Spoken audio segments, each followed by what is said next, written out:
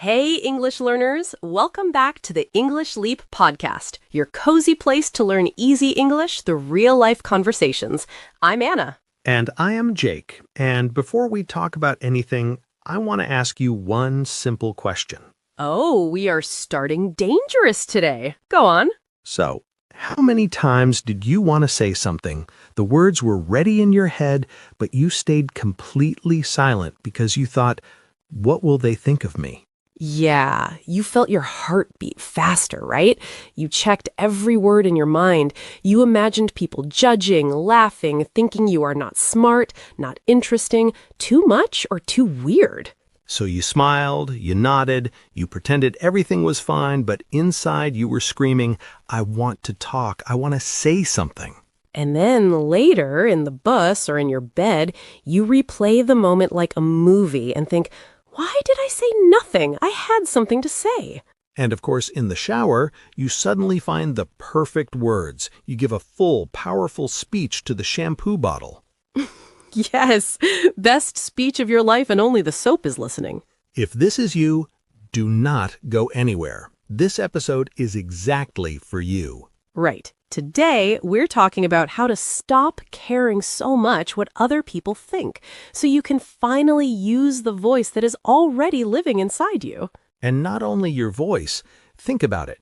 You do this when you want to dress differently, when you want to say no, when you want to post something honest, when you want to try something new. Your first question is not, do I like this? It is, what will they think of me? Yes. If you're tired of living like that, tired of feeling small in your own life, stay with us. Yeah, take a breath. Think of that last moment when you stopped yourself because of what will they think, and keep it in your mind, because in this episode, we're going to gently break that fear, one honest story at a time. And do not worry, this is a B1 level episode, so if you are intermediate, it's perfect for you. Yes, B1 level. And if you are A2, you can still listen. If some parts feel difficult, it's okay. You can always listen again, and you'll catch more the second time. Your job is simple. Relax, listen, and let the English and the ideas move through you. You don't have to understand every word. You just have to stay with us. And maybe, if I'm brave today, I will stop asking Anna after we record, do I sound strange? Yes, he really does that. So if you feel nervous about your English, you are definitely not alone. Yes, we want this episode to feel like you were sitting with two friends, one who already crossed this bridge and one who is crossing it with you right now. And while you listen, you'll hear a lot of real-life English. If some words run away, let them go. Your brain is clever. It's already trying to connect the words with the story. Yes, and near the end, we will also do a calm word tour. We'll take some of the strongest words and expressions from this episode and explain them in simple English with clear examples, so you can use them too. And if you like learning this way, with real conversations and real feelings, please subscribe to the English Leap podcast and tap like on this episode. It really helps more learners find us. Right, and after you listen, tell us in the comments in which moment do you think the most about what people will think if you speak in English? In class, at work, with family, with native speakers, online? And tell us if you are more like Team Anna, who remembers the fear but chooses to speak anyway. Or Team Jake, who makes 10 jokes in a row so nobody sees he's nervous. All right, take one deep breath. Think about the last moment when you stayed quiet instead of speaking English. Hold that moment in your mind, because in this episode, we're going to slowly change what that moment means to you. All right, without further ado, let's jump in. So maybe we start with a simple question. This fear of what people think, where did it even begin for you? It did not just appear last week. Yeah, it usually starts way earlier, right? School, family, friends, tiny comments, small jokes, but big impact inside. Maybe you remember this. You say something in class, people laugh. Or you wear something different. Someone makes a joke. For them, it is 1 second. For you, it feels like a scar. Exactly. Moments like that can stay for a long time. They kind of stay in your mind.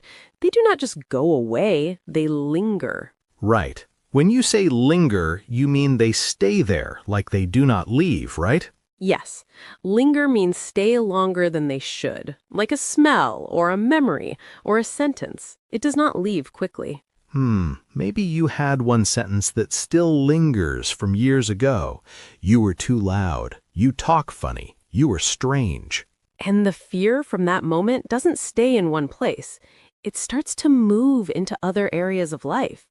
It slowly begins to seep into everything. Seep, like water. Yes, when water seeps into a wall, it goes in slowly through small cracks. You don't see it at first. Later, the whole wall is wet. So this fear starts in one moment, but then it seeps into school, work, friendships, everything. And after that, every time there's a chance to speak or be seen, your body remembers that pain. You feel it, and you shrink back. Shrink back. You mean you make yourself smaller, right? Yes, to shrink back is to pull away, to make yourself small so nobody looks at you. Maybe you know this. The teacher asks, "Any questions?" Your hand wants to go up, but you shrink back. You think, "No, no, no, stay safe." So if this is you, please remember, you were trained to feel like this. Your brain learned attention is dangerous, speaking is dangerous. And you know what can really help? Just catching that story. Yes, even writing it down. And here's one small English thing you can try. You could take one old memory that still lingers and write one simple sentence about it in English. Something like, "In school, they laughed at me, and since then, I shrink back." It doesn't have to be beautiful, just honest. When you put it into words, you start to see the old rule clearly instead of letting it quietly control you. Now that is where the fear starts. But let us talk about what it feels like now as an adult. Yeah, because now it is not only one classroom, it is the whole world, right? You walk into a room or you open your social media and suddenly you feel watched. Maybe you feel your chest tight, your stomach is not relaxed, your thoughts are racing. That feeling has a word. You feel anxious. Anxious. So not just a little nervous, but really worried inside, right? Exactly. Anxious means your body and mind feel on high alert. You feel danger, even if nothing bad is happening. And when you feel anxious, your brain does a funny little show. It starts to freak out. Yes, that inner drama. Freak out means you suddenly feel very scared. Like, oh no, oh no, oh no, I will die if I open my mouth. Even if it's just ordering a coffee? So your body is anxious, your brain freaks out, and then what do? You start to hold back. Hold back? Like stop yourself? Yes, to hold back means you do not say or do what you really want. You pull your words and your actions inside. Maybe you want to share an idea in a meeting. You want to send a message. You want to wear something you love, but you hold back because that invisible audience in your head is shouting. Yeah, it's like you think there's a big spotlight on you, a strong light that shows every mistake. But in reality, most people are busy with their own life, their own lights. They're thinking, did I send that email? Do I look okay? What did my boss mean yesterday? So you are not the main movie in their head. You're maybe one small extra walking in the background for 2 seconds. So, next time you feel that anxious spotlight on you, you could quietly tell yourself in English, I'm not the main movie in their head. Say it. Take a slow breath, and then do the small action anyway. Say the sentence. Send the message. Move one step. You might still feel something, but maybe a little less heavy. Okay, now there is another thing that makes this fear strong.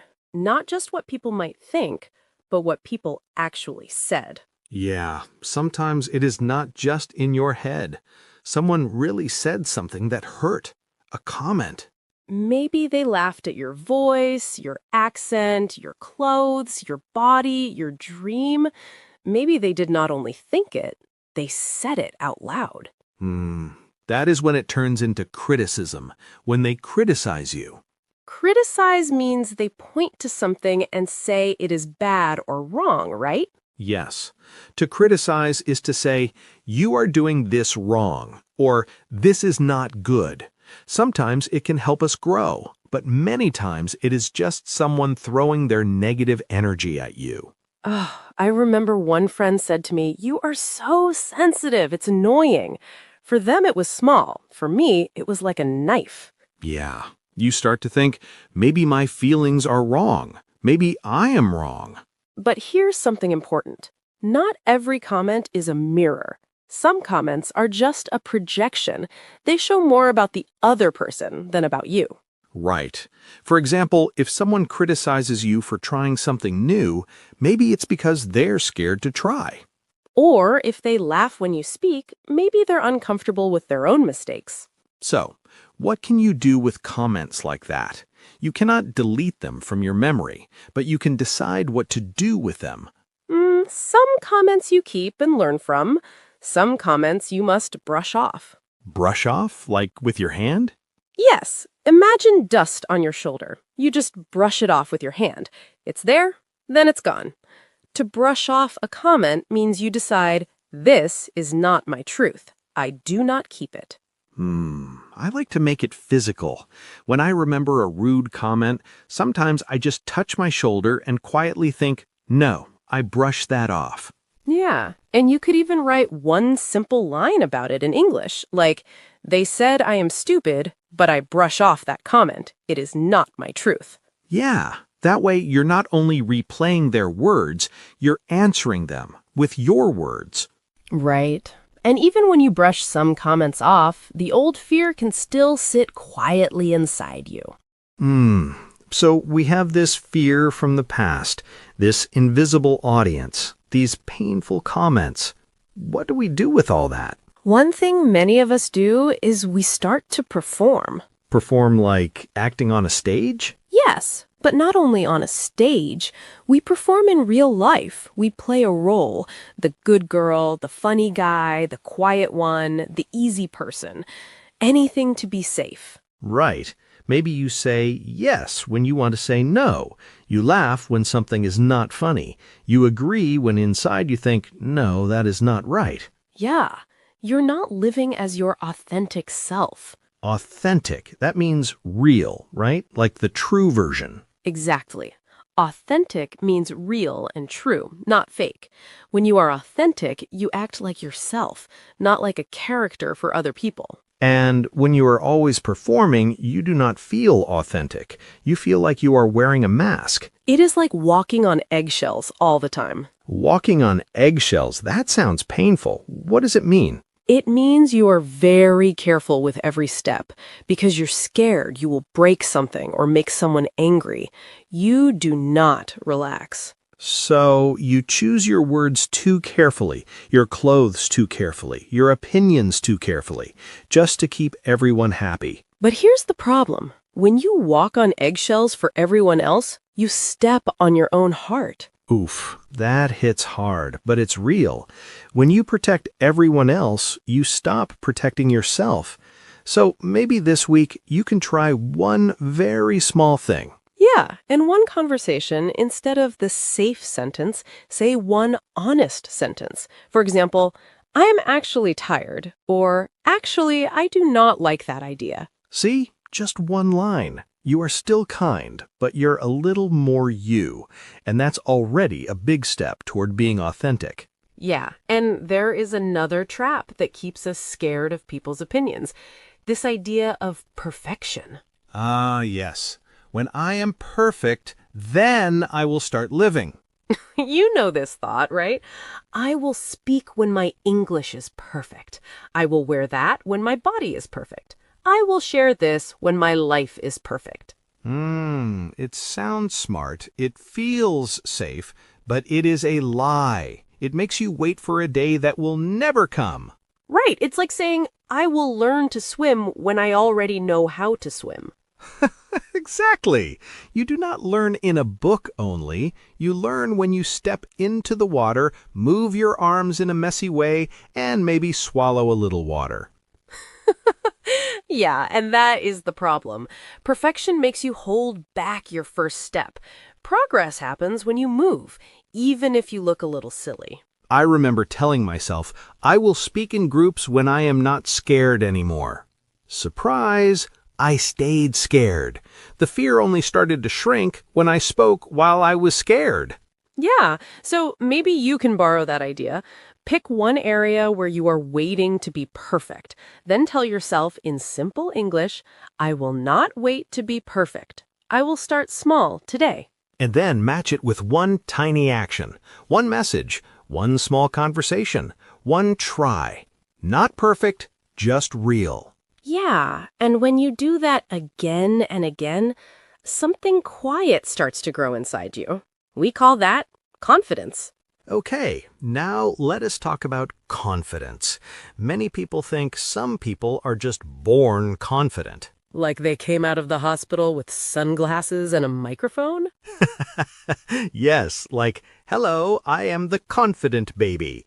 But in real life, confidence is not magic. It is more like a muscle. Right. If you want strong muscles, you do not think about the gym. You go to the gym and you repeat small movements many times. Yeah, it's the same with confidence. It grows when you do small, brave things again and again. Exactly. Every small, brave action is like a little weight you lift. Say hi to someone. Share one idea. Ask one question. That's a confidence rep. Rep, like repetition, one time in exercise. Yes, one rep is one time you do the move. So you don't need to suddenly be a confident person. You just need to collect small reps. And many times, those reps feel uncomfortable. They're outside your comfort zone. That's normal. Right. When you feel that discomfort, you don't have to run away. You can lean into it. Lean into, like move closer to it, not escape. Yes. To lean into something means you don't avoid it. You move a little closer with curiosity. Right. You could even make a tiny list in English. 3 lines. Say hi to my neighbor. Ask one question in class. Leave one English comment online. And every time you do one, put a little check mark and tell yourself, that was one rep. You're training your English and your confidence at the same time. Yeah, and when you see those little check marks, you realize, wait, I'm not stuck. I'm actually moving.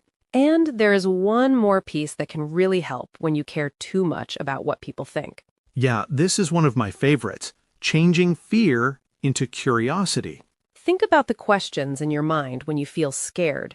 Usually fear asks, what if I mess up? What if they laugh? What if I look stupid? But curiosity asks a different question. What might I learn? What could happen if I try? What will I discover? I know this from my own life. When I was younger, before I spoke in a group, I would sit in my head and ask, what if I say something wrong? I felt frozen. That is when you start to freak out again, right? Yes, inside my brain, it was a full freak out. But when I started to think, let me treat this like an experiment. I will try one sentence and see what happens. It became lighter. Experiment, like in science when you test something. Exactly. You try something, you watch what happens, and you learn. Right. When you treat conversations like experiments, you do not expect perfection. You expect information. Even if it goes strange, you get data. It's like being a scientist in your own life. You're not saying, I must be perfect. You're saying, I'm learning. Right. So after your next conversation, you could ask yourself 2 very simple questions in English. What surprised me? And what went well? Yes, your answers can be short. What surprised me? They were friendly. What went well? I did not hold back my question. And little by little, your brain learns to look for growth, not just for mistakes. And slowly, you care more about your progress than about the invisible crowd. And that's the real shift, from living for the invisible crowd to living for the real you, from walking on eggshells to walking on your own path, from shrinking back to starting to show up. And you are already doing it just by listening, thinking, and practicing with us. And before we say goodbye, let us slow down together for a moment. Yes, we used some strong words and phrases today, so let us do a small word tour to help you remember them and use them. We will take a few of our favorite words from this episode, explain them in simple English, and give you easy examples. You can repeat after us if you want. So take a breath, relax your shoulders, and enjoy this calm little word tour. First word, linger. When something lingers, it stays longer than you expect. It does not leave quickly. It can be a smell, a feeling, or a memory. For example, that joke from school still lingers in my mind.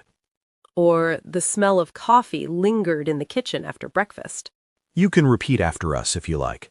Linger. Next word is seep. When something seeps, it moves slowly through small spaces. We often use it for water or for feelings that slowly enter your life. For example, old fear can seep into new situations. Or water can seep through the wall when it rains a lot. So seep is like it does not jump in, it slowly moves in. Next one is a feeling word, anxious. When you feel anxious, you are very worried inside. Your mind is busy, your body is not relaxed. For example, she felt anxious before speaking in front of the class. Or, I get anxious when I think everyone is looking at me. You can say it slowly with us. Anxious. Now a fun one, freak out. To freak out means to suddenly feel very scared or very stressed. Your brain and body say, this is too much. For example, I freak out when I have to speak and everyone is silent and looking at me. Or he almost freaked out when he lost his phone.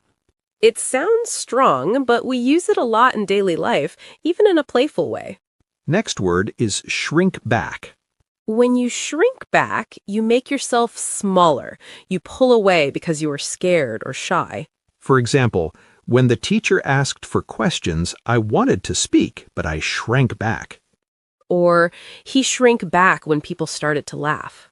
So shrink back is like your body saying, hide, do not be seen. Let us connect that with another one, hold back. To hold back means to stop yourself from doing something you really want to do or say. For example, she wanted to share her idea, but she held back. Or, I hold back my real opinion because I'm scared of what people think. So shrink back is about your body, and hold back is about your action or your words. Next word is very important for this episode. Authentic. Authentic means real and true. When you are authentic, you act like yourself, not like a fake character. For example, she feels more free when she is authentic with her friends. Simply, I want to be more authentic and stop pretending I am always happy. Authentic is about you showing the real you. Now an idiom, walk on eggshells. Remember this picture? Walking on eggs is very careful and uncomfortable. When you walk on eggshells, you are very careful with every word or action because you are scared you will make someone angry or upset. For example, at work he walks on eggshells around his boss.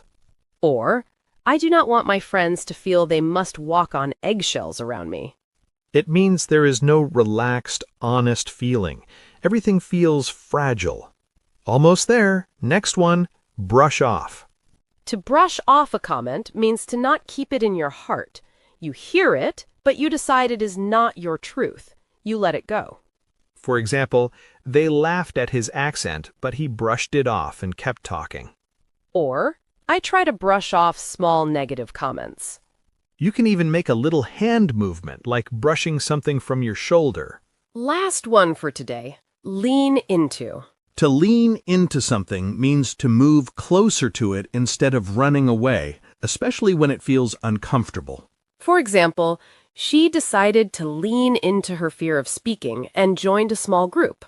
Or when you feel nervous, you can lean into that feeling and still take one small step. So lean into means you do not escape. You stay, you feel, and you grow. You did great. You did not just listen to a podcast, you also walked through these strong words with us. And remember, you do not have to use all of them at once. Even if you choose one or two and use them this week, that is already real progress. Yeah, and the real win is not speaking perfect English or living a perfect life. The real win is caring a little less about the invisible crowd and a little more about your real self. So be kind to yourself this week. Take one small, brave step. Use one brave word, and then be proud of it. And if this episode helped you, you can always listen again or share it with someone who also worries too much about what people think. We're cheering for you from here. This is Anna. And this is Jake. And you've been listening to the English Leap podcast. Bye. Your progress doesn't end here. To continue advancing your English skills, click on the next video or explore the additional videos we've thoughtfully selected for you.